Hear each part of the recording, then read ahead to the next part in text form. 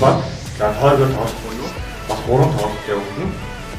Ишиг нэг таах биш. Та нар санааг хамгаалж би санааг яаж хэмжих вэ? Би санааг яаж хамгаалах вэ?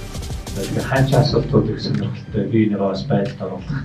Өмнө нь бодож байгаагүй сонирхолтой ч гэсэн асуултууд бас хүүхдүүд асуудаг юм байна. Хамгийн ихний зарчмууд бид харилцан биеийн суралцах зарчим гэж тийм. Нотлогч талаас нийт 15 удаа асуулт асуусан байна. За ницаагч талаас бол 18 удаагийн асуултууд одоо хоорондоо асуулт асуусан юм төвтэй байна. Өдрөг хориглох гэж юу юм? Хүний орон зай гэж юу юм? Төрөг гэж юу юм гэдэг нь утсан ойлголтуудаар тодорхойлолт ажилладаг.